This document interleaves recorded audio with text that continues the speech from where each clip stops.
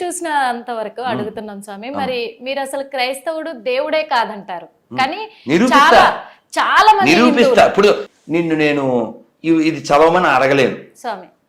అదేంటి, ఎందుకు చదవకూడదు? పరిశుద్ధ బైబిల్ చదువుటికి ఏమి అభ్యంతరము? అభ్యంతరం ఏంటో, ఏం పేరు నాన్న? వెంకట్. నీకు దమ్ముంటే మా ముందు టీవీ ముందు చదవగలిగితే చూడు, దమ్ముంటే. ఇందులో పాయింట్లు: పరమగీతం నా వల్ల కాదు. ఇందులో ఏది చెప్దామన్నా భయంగా ఉంది నాకు. సరే, ఏదైనా పోన్లే, ఒక కొంచెం యాక్సెసిబుల్, కొంచెం ఫ్రీగా ఉండే చదువుతాను. మిగిలిన అయితే నా వల్ల కాదు, నీ వల్ల కూడా కాదు. చూస్తే చస్తావు, చదవలేవు. చూడు, హెచ్కేల్ 4.12 ఎవల అప్పములు చేసి వారు చూచుచుండగా దాన్ని మనుష్యములతో కాల్చి భుజింపవని. అర్థం కాలే, నాకు అర్థం కాలేదు సార్. పాడుతుండు గజాల, అదే అర్థం. ఆ టైపులో ఎవలని గింజలు ఉంటాయి, బార్లీ లాంటివి. వాటితో రొట్టెలు చేసి పబ్లిక్ అంతా చూస్తుండగా పోపుతో పోపెట్టుకోవాలి. నేను చెప్పలే. హెచ్కేల్ 4.12 పోపుతో పోపెట్టుకోవాలంటే చిచ్చి, ఇంక నేను చెప్పను. చిచ్చే, మీరు అలా నవ్వకండి, చచ్చిపోవాలనిపిస్తుంది. నిన్ను కాదు అమ్మ, సరదాగా అన్నాను. సరదా. పోపుతో పోపు పెట్టుకోవడం ఏంటి స్వామి? మనుష్య మలము. ఇప్పుడు మనం ఆవుతో పిడకలు చేసి వాటితో మనం పొయ్యిలో పెట్టి పాలు అవి కాచుకునే వాళ్ళం. వాళ్ళకి ఆవులు లేవు స్వామి, అందుకని వాళ్ళదే వాళ్ళు ఎండబెట్టుకుని కాల్చుకుంటారు. అంత దరిద్రం ఎడారి మతం అది. ఆడు మనకి నేర్పేది ఏంటి? వాడి దగ్గర వాటర్ లేదు, వాడి దగ్గర మ్యాటర్ లేదు. అందుకే నేను చాలా ఏళ్ల క్రితం చెప్పా, no clarity, no purity, no surety, no reality, no humanity, how stupidity this rascal speaks about spirituality. మరి ఎందుకు స్వామి చాలా మంది హిందువులు కూడా ఒక మాట చెప్తారు, ఏమని చెప్తారంటే, మాకు కష్టం వచ్చినప్పుడు మేము క్రైస్తవుని నమ్ముకున్నాము, పచ్చిగా చెప్పాలంటే క్రైస్తవుని నమ్ముకున్నాకే మా కష్టాలు తీరాయి అని చెప్తారు. దానిపైన మీరేం చెప్తా. కష్టం అంటే ఏంటి? మోకాలు నొప్పుల, నడు నొప్పి, హార్ట్ అటాక్, అవే వాళ్ళ దృష్టిలో అవే. టచ్ గడ్డ పగిలిపోను అని టీవీలో వీడు ప్రేజ్ చేస్తాడు. ఎవడు? మన బెల్లంపల్లి ప్రవీణ్. టీవీలో అసలు హయ్యెస్ట్ ఎవడంటే ఓ పొట్టోడు ఉంటాడు ఇక్కడ, వాడి పేరు శ్యామ్ కిషోర్. ఈ పొట్టోడైతే ఏంటి, ఆవిడ పేరేమిటి? అన్నమ్మ. 40 ఏళ్ళ నుంచి ఆవిడ చెవులు వినపట్టలేదు. ఆ వెనకాల బ్లాక్ చున్నీ అమ్మాయి వారి చెవుల మీద చేతులు పెట్టు. ఇది వీడియో కాల్లో చెవుల్లో చేతులు పెట్టావా? In the name of pieces అచారబ షరబ అని చెప్పేస్తాడు. ఇప్పుడు చేతులు తీసేయి. వినపడుతుందా? వినపడుతుంది. వినపడుతుందా? యా చూడొచ్చు వీడియో. వాడు ఇళ్ళ తిరిగేస్తాడంతే. ఆవిడకి వినపడిపోయిందంట. వీడియో కాల్ చేస్తే ఈడేదో తుప్పాసి ప్రార్థన చేస్తే ఆవిడికి 40 ఏళ్ళ నుంచి ఉన్న తుప్పంతా వదిలిపోయిందంట. మరి ఈఎన్టీ హాస్పిటల్ ఎందుకు? నేను అందుకే గత గవర్నమెంట్కి చెప్పాను, ఏపీలో 10,000 జీతం 5,000 జీతం ఇస్తున్నారు గొర్రెలకి, 50,000 ఇవ్వండి. ఎంత? 50,000 ఇవ్వండి. ఇంకా అసలు ఎంబీబీఎస్ చదివితే కోర్సు కారం పెట్టేళ్ళే. ఎందుకే ఎంబీబీఎస్ ఎందుకు? ఇంకా గడిదలు చేయడానికి కోట్లు పోసి ప్రతి హాస్పిటల్కు పాస్టర్ నెట్టేద్దాం. టాచ్ గడ్డ పగిలిపోతుంటుంది. ఎంత దారుణం అంటే, ఒక అతనమ్మా, ఇదిగో ఇంత పొడుగున్నాడు. ఏమైంది మీకు? మాది తూర్పుగోదావరి సార్, నేను 2 అంతస్తులు మేర నుంచి కింద పడిపోయాను సార్. పడిపోగానే పక్కటే ముగ్గులు ఫట్మని ఎరిగిపోయినాయి. ఎలా ఎరిగిపోయినాయి? ఫట్మని ఎరిగిపోయినాయి. అలా అనగానే రేహా అని వస్తుంది అనమాట. వచ్చాక మరి ఇప్పుడు నీకేమనిపిస్తుంది? నాకు పరిగెత్తాలనిపిస్తుంది. పరిగెట్టు in the name of pieces అని ఆడిని పరిగెట్టించేస్తాడు. 2 అంతస్తులు మేర నుంచి పడిపోయాడు. ఆడికి నరువు పట్టమని ఎముకలే. అంటే ఇది అబద్ధం అంటారా? మరి రాసి నిజమని నిరూపించండి. బాటిల్లో వాటర్ ఆడి మీద కొడతా, లేదా బాటిల్లో కొడతా.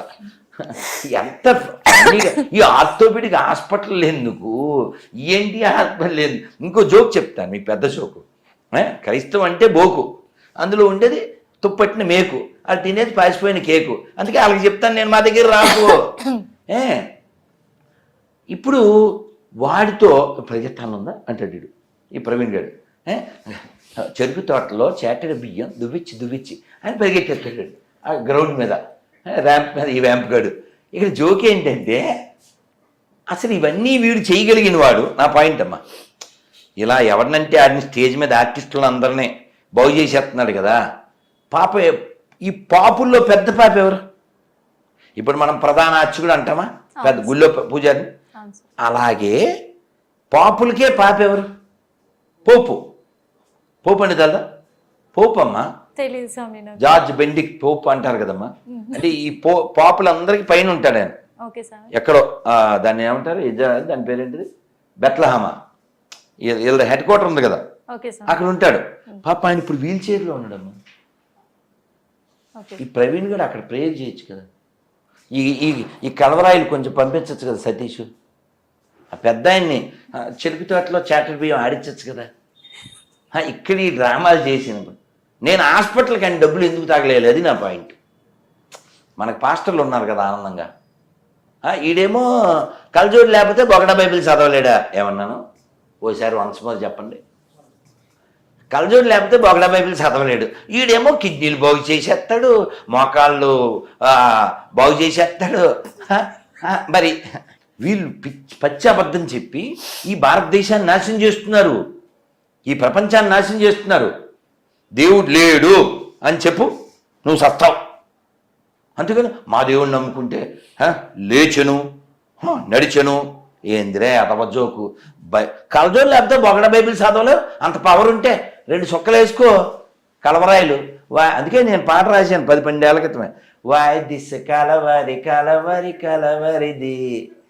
ఆ సాంగ్ మీరు రాశారా సార్? కాదు, అది కదా, దానికి నేను మార్చాం. వై దిస్ కలవరి ఆయిలు స్పాయిలు చేయుటకే. అదేందా? అక్కడేమో టెంపుల్ అంటూ లైఫ్ మొత్తం పింపుల్ లాగా కదా. ఈ ఇల్లు ఎవరిని మింగడానికమ్మా, జనాల్ని ఈ వాతావరణం నాశనం చేయడానికి. కాకపోతేను ఒకసారి నీ కళ్ళతో ఇందులో నువ్వు ఒక్క స్త్రీగా ఓ పిల్ల తల్లిగా ఇందులో ఒక్క పాయింట్ చదవగలుగు, నీకు దండం పెడతా. నమస్కారం అండి. నమస్తే సార్, ఎవరండి? నమస్కారం అండి, ఎవరు? Praise the lord. ఏం పేరు సార్? నా పేరు బాలయ్య గారు. బాలయ్య గారు ఏ ఊరండి? ఎర్రగొండపాలెం అండి మాది. ఎర్రగొండపాలెం మన ప్రకాశం జిల్లా. అవునవును. ఇందులో వైశాలి అని పడింది సార్, ఎవరు? వైశాలి కాదండి, జయశాలి అని పడింది. జైశా. ఓకే, అచ్చా. మీ పేరు జైశాల? ఏం పేరు మీరు పేరు?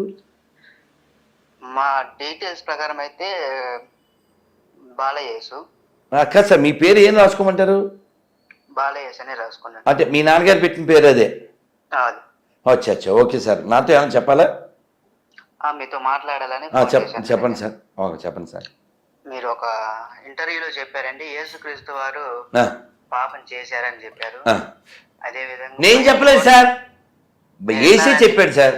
నేను విన్నాను. నేను అనేది సార్ నా వీడియోస్లలో కూడా చెప్పారు. అసలు ఏసీ చెప్పాడు సార్, ఒక స్త్రీ గర్భం పుట్టినవాడు ఎప్పటికీ పరిశుద్ధుడు కాలేడని. ఆయన చెప్పిన మాటలు నేను చెప్పాను సార్, నా సొంతం కాదు సార్. మీకు రెఫరెన్స్ కావాలంటే పెడతాను. యేసుక్రీస్తు వారు పరిశుద్ధాత్మతో పుట్టాడండి.